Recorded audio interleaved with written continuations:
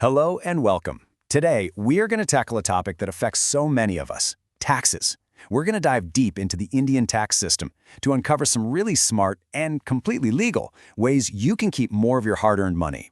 So first, just to set the scene, get this.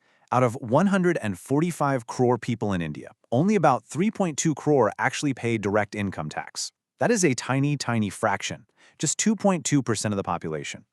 What that really means is the entire weight of direct taxes falls on a very small group, and that group is, you guessed it, the salaried class.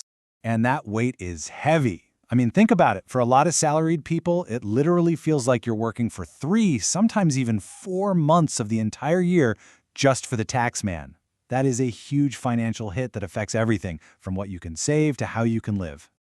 But here's where it gets interesting. The tax code might seem complicated, but it's actually filled with provisions that let you legally and significantly lower what you owe. This isn't about tax evasion, not at all. It's about smart tax planning. Okay, so where do you start? Well, the single biggest decision you have to make every single financial year is right here, choosing between the old tax regime and the new tax regime. This one choice pretty much sets the stage for everything else.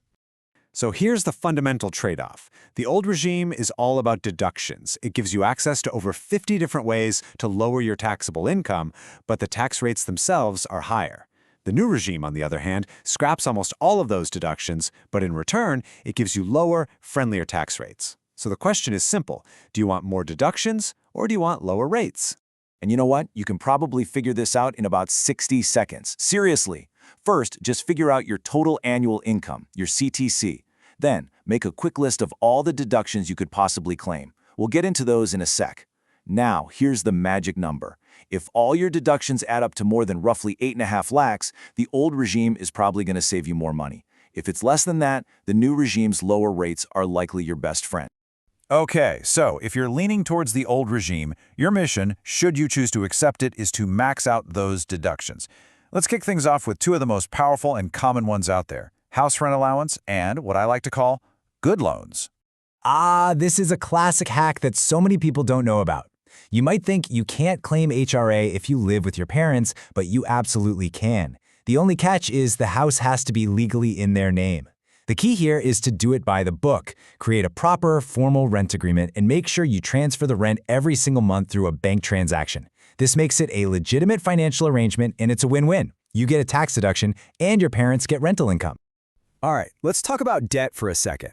Now, I know, not all loans are a good thing, but a good loan is different. It's a strategic financial move. It's debt that not only helps you buy a valuable asset, like a house or a great education, but also comes loaded with some serious tax benefits.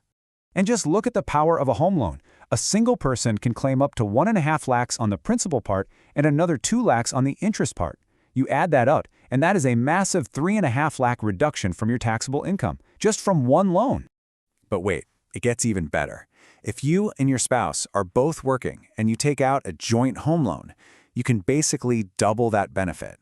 That's right, each of you can claim the 3.5 lakh deduction, bringing your total deduction to a whopping 7 lakhs. For many couples, that one move alone makes the old regime a no-brainer.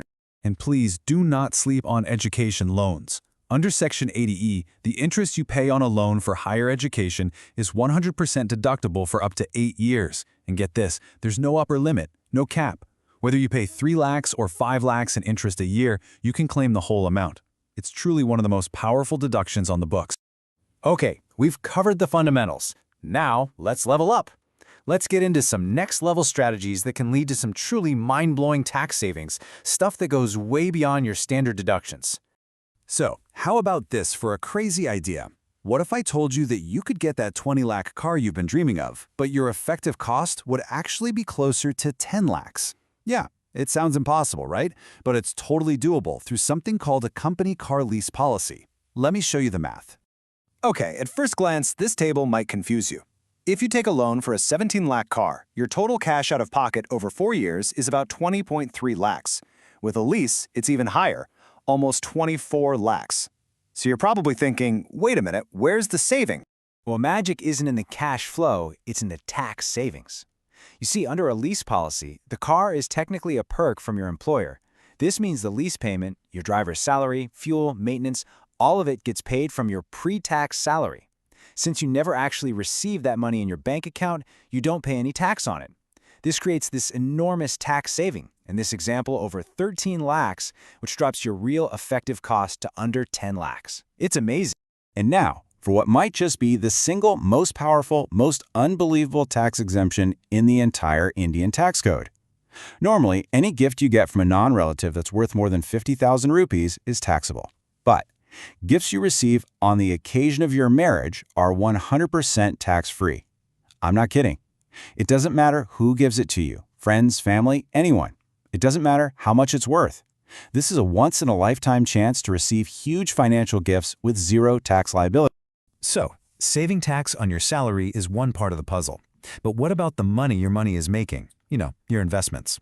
Let's look at a couple of strategies that can seriously cut down the tax you pay on your capital gains. So this idea of harvesting is a really cool concept, and it works both ways.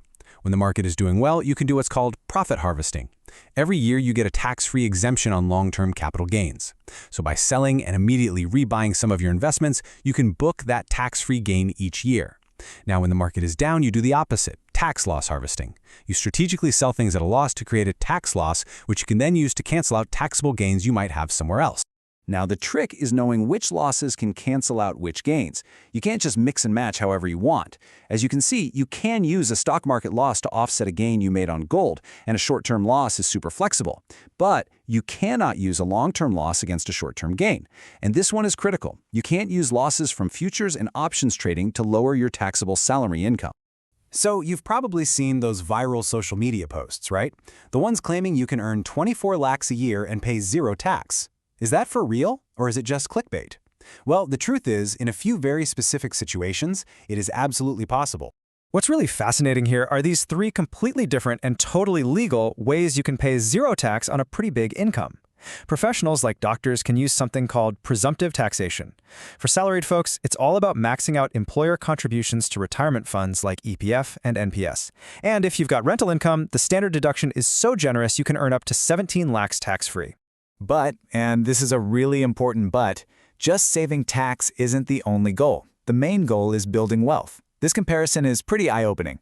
Even if you invest less money into mutual funds because it's post-tax, their potential for higher returns can mean you end up with a much bigger final pot of money than you would with tax-saving options like NPS or EPF. The takeaway is crystal clear. Don't let the tax tail wag the investment dog. At the end of the day, the tax you pay isn't some fixed number sent down from on high. It's a variable. It's a number you have the power to change through knowledge and smart planning. We've covered a ton of ground today, from the basic choices to some really advanced hacks. The real question is, what are you going to do with it? How will you plan your year to keep more of what you earn? Thanks for tuning in.